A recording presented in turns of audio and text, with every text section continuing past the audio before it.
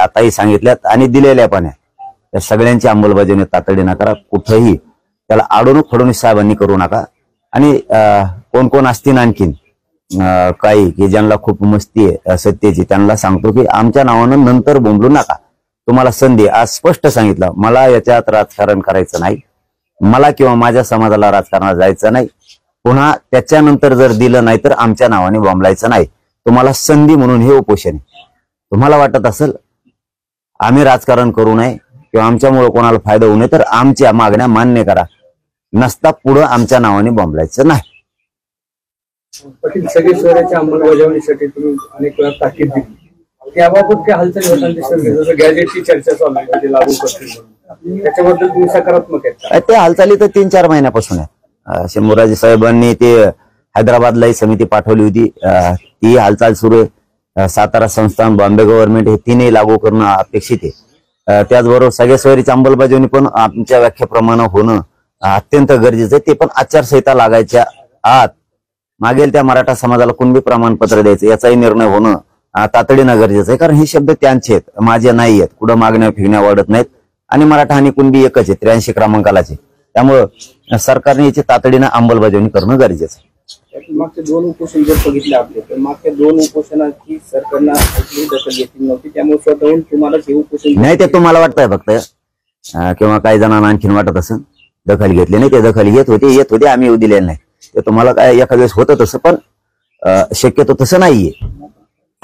ते बघण्याचा दृष्टिकोन असतो, चष्मा असतो, शेवटी आता ज्याचा त्याचा भाग असतो बघण्याचा, कसं बघितलं पाहिजे, कोणाकडे काय नाही. ते आता बघायचे नजर तशी झाली, त्या नजरेला आम्ही काय करू शकत नाहीये.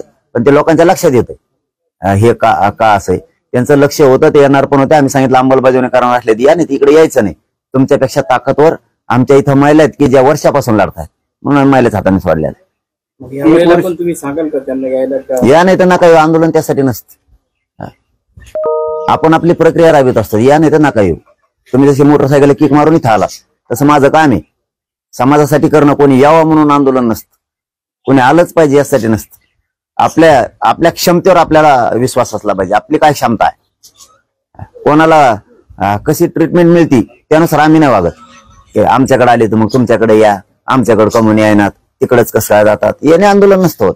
आपण आपल्याला त्याचा उद्देश लागतं, त्याचं ध्येय लागतं, त्याचा आक्रोश समाजाचा लक्षात घ्यायला लागतो. आपल्याच किती क्षमता हे बघायला लागते.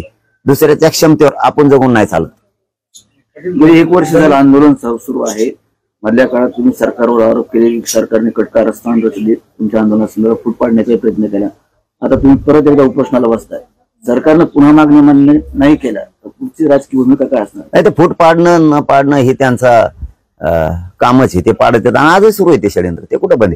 पण मला आजपासून त्या विषयावर बोलायचं नाही. मी सरळ सरकारला पुन्हा संधी द्यायला लागलो की मला आणि माझ्या समाजाला राजकारणाकडे जायचं नाही. आमचं समाजाचं आणि माझं ध्येय मराठा आरक्षण. या राज्यातला सगळा मराठा समाज हा कुणबी आणि मराठा एकच आहे. अनेक शेकडो पुरावे याला उपलब्ध आहेत, अनेक लागवण तिथं. त्यामुळे आमचं मराठा आणि कुणबी एक असलेल्याच अंमलबजावणी करून टाका. कारण 83 क्रमांकाला मराठा आणि कुणबी एकच. सगळ्या सोयरीची अंमलबजावणी पण करा आमच्या व्याख्याप्रमाणे.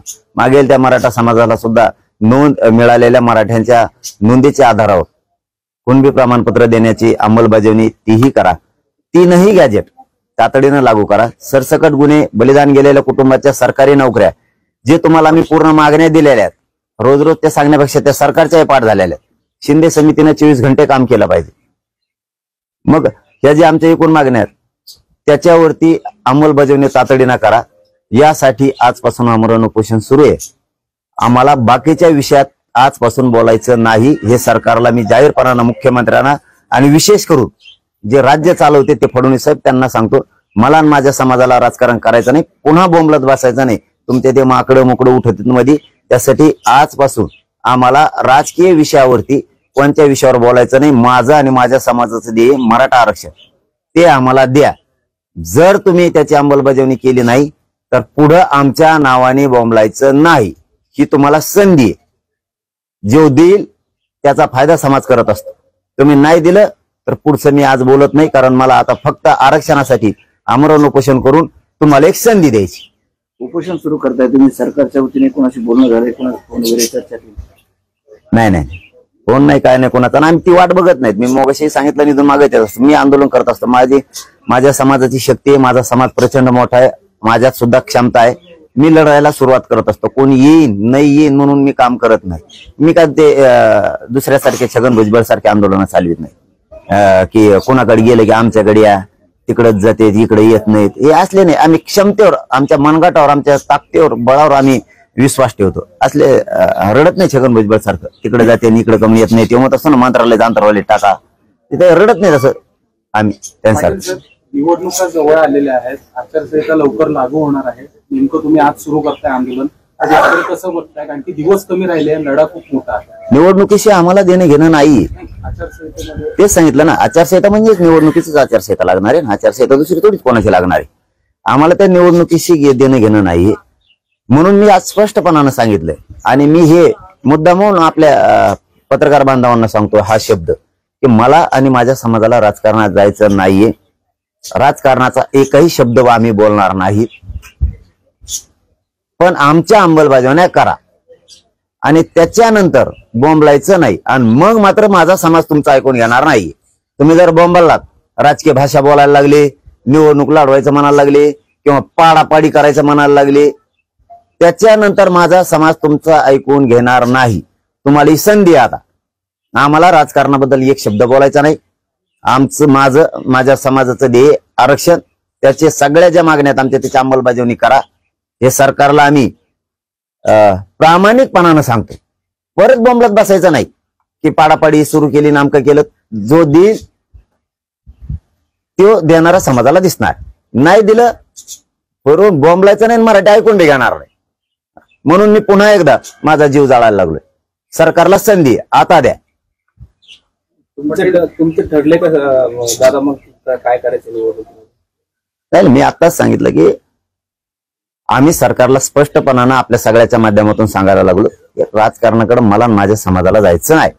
आमचं मुख्य ध्येय आरक्षण, ते द्या. त्याच्यानंतर आमच्या नावाने बोंबलायचं नाही. ते राजकीय स्टेटमेंट सुरू झाले, राजकीय भाषा बोलायला लागले, पाडापाडी करायला लागले, नंतर बोलायचं नाही. तुम्हाला संधी. आम्ही समाज म्हणून उपोषणाला आज पुन्हा बसतोय. आमचं ध्येय आरक्षण आहे म्हणून बसतोय. मला राजकीय भाषा वापरायची वेळ येऊ देऊ नका किंवा पुढची कोणतीच वेळ येऊ देऊ नका. मी माझ्या समाजालाही सांगतो, मला राजकारण करायचं नाही आणि माझ्या समाजालाही करायचं नाही. हेच मी समाजाला सांगतोय. आपलं ध्येय आरक्षण आहे आणि आपल्या ज्या मागण्या आहेत 8-9 त्याच्यावर अंमलबजावणी सरकारने करावी. सरकारने नाही केली तर समाजाने उघड्या डोळ्यानं बघावं. मी आरक्षणासाठी उपोषणाला बसतोय. जर सरकारनं नाही दिलं तर याला देवेंद्र फडणवीस जबाबदार असणार आहे, हे समाजानं लक्षात ठेवावं. कारण मी आज स्पष्ट सांगितलं माझ्या समाजासमोर आणि राज्यातल्या मराठ्यांना पुन्हा सांगतोय, मला राजकारण करायचं नाही, माझ्या समाजाला पण करायचं नाही. पण मराठ्यांनी हे मात्र लक्षात ठेवा माझा शब्द, आपल्याला राजकारणात दोघांना जायचं नाही म्हणून मी आज त्यांना उपोषण करून मागणी करायला लागलोय.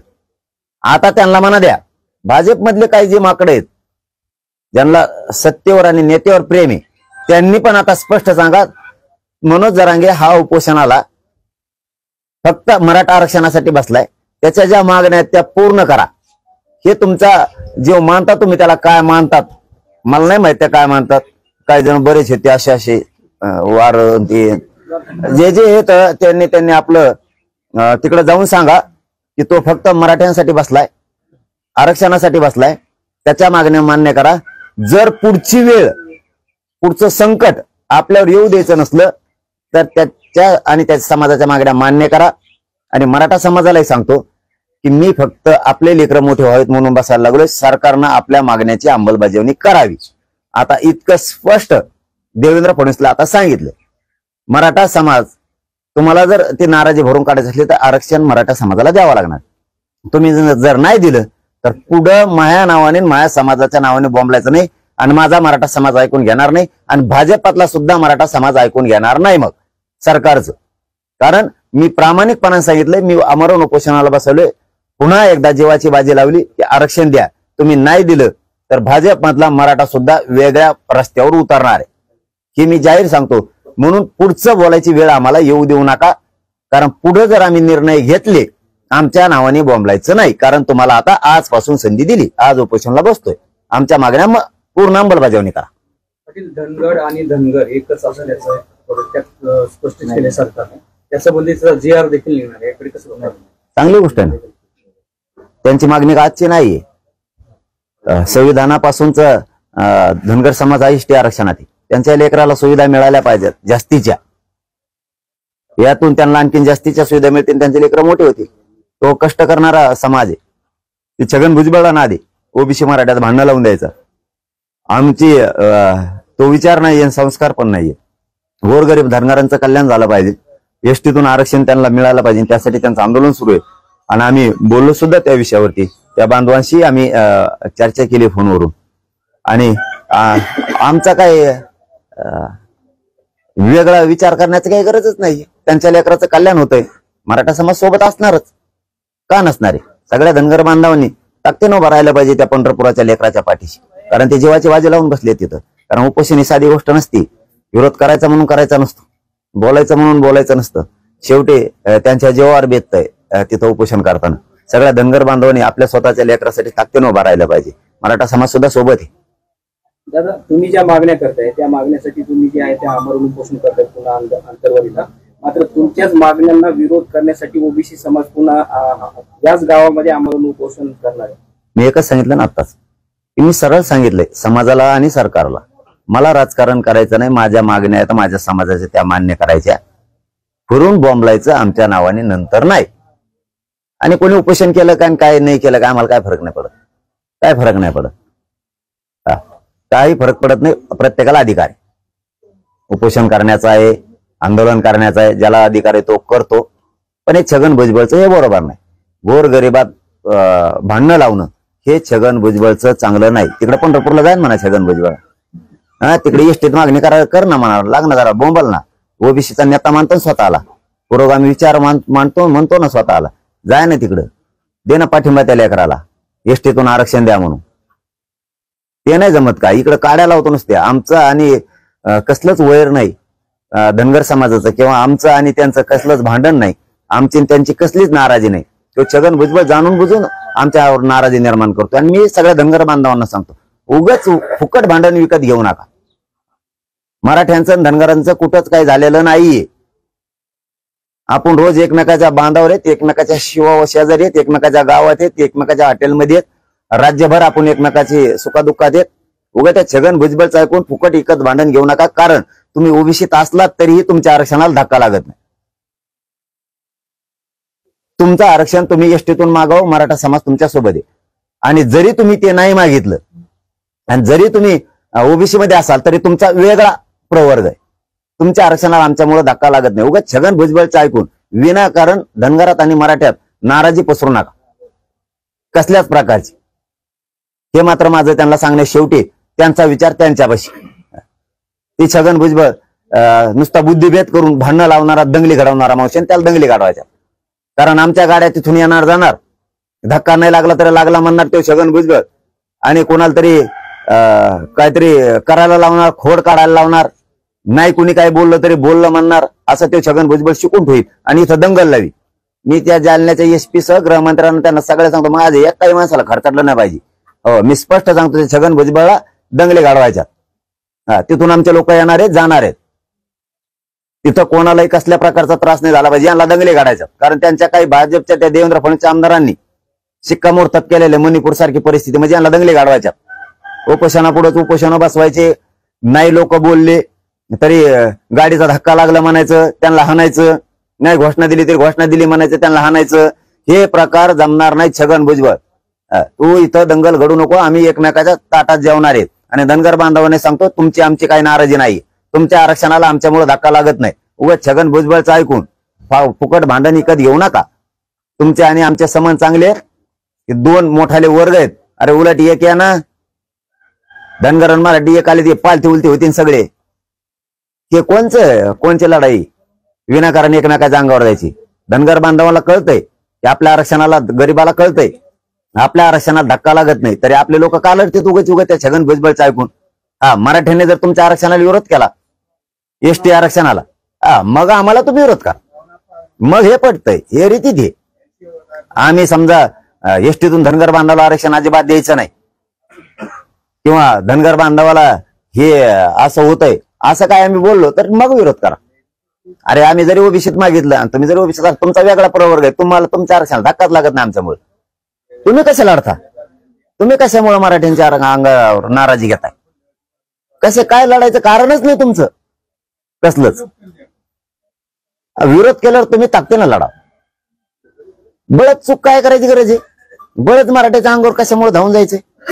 काही कारण नसताना. आणि हे गरीब धनगरांना कळतंय ते बळच अंगावर धावून येते. मराठ्याच्या अंगावर उगाच जायला लागले, घेणं नाही देणं नाही, आपल्या आरक्षणाला धक्का लागत नाही तरी त्यांच्या विरोधात आंदोलन करते. छगन भुजबळ येऊ हे बाकीच्यांना दोष मी कधीच दिला नाही आतापर्यंत. एक काय धनगरांच्या ओबीसीच्या नेत्याला मी दोष दिलेला नाही आतापर्यंत आणि कधी देणार सुद्धा नाही. त्यांची चुकच नाही. त्या दंगली घडवणं, भांडणं करणं, मारामाऱ्या करायला लावणं हे छगन भुजबळचं काम. हा तेव्हा म्हातारापणा आल्या वाईट गोष्टी करायला लागल्या फडणवीसचं ऐकून. कारण फडणवीस हो त्या भुजबळला साथ देतो म्हणून तो भुजबळ तसा करतो. याला सगळा जबाबदार जर उद्या काही दंगली झाल्या आणि मराठ्यांच्या माणसं जर कुठे धक्का लागली याला सगळा जबाबदार छगन भुजबळ फडणवीस असणार. 100% सांगतो मी की ह्यो फडणवीसच त्याला पुढे घालतोय त्या भुजबळला. उद्या जर काही झालं कुठं आमचं शांततेत आंदोलन आहे याला पूर्ण जबाबदार फक्त देवेंद्र फडणवीस असणार आहे. मराठ्यांनो लक्षात राहू द्या, याला फक्त देवेंद्र फडणवीस जबाबदार आहे आणि तो त्याच्या माध्यमातून दंगली घडून आणणार आहे. तुम्ही उपोषणावर बसताय, वेळ काय असणार आहे आणि अन्न त्याच्यासोबतच पाणी सोडणार आहेत का औषध उपचार सोडणार? नाही आपलं सगळं तसंच असतं. आपलं सगळं का धंदाच तसा असतो, सरळ सरळ असतो. आपलं संग काहीच नसतं. एकदा पडले की पडले तसंच असतं. हा मी पडलो आणि आरक्षण नाही दिलंय की ती गेली. उपोषणाची वेळ कशी असणार? 12 वाजता 12-1ला रात्री आज सुरू करणार. फक्त पुन्हा सांगतो पुढं बॉम्बलायचं नसल, मराठ्यांची नाराजी काढायची असेल तर सगळ्या मागण्यांची अंमलबजावणी देवेंद्र फडणवीस करायची. दंगली आणि मारामाऱ्या लावायचं बंद करायचं फडणवीसांनी. आणि राजकीय भाषा आम्हाला बोलायची नाही, बोलू द्यायची नसल तर आमच्या मागण्याची अंमलबजावणी करा. मला आणि माझ्या समाजाला राजकारणात जायचं नाही म्हणून आज आमरण उपोषण करून तुम्हाला ही संधी आहे. कारण समाज पुढे ऐकून घेणार नाही. माझा समाज सरळ तुम्हाला प्रश्न विचारणार आहे फडणवीसला की सांगितलं होतं त्यांनी उपोषणाला बसतानाच आम्हाला राजकारणात जायचं नाही, आमचं आरक्षण द्या, तुम्ही का दिलं नाही म्हणून पुढच्या गोष्टी घडल्या. हा मग पुढे बॉम्बलायचं नाही आमच्या नावानं. पाडापाडी म्हणायला लागले, नामका म्हणायला लागले, तमका म्हणायला लागले, मग बॉम्बलायचं नाही. ही तुम्हाला संधी समाजाच्या वतीने. धन्यवाद.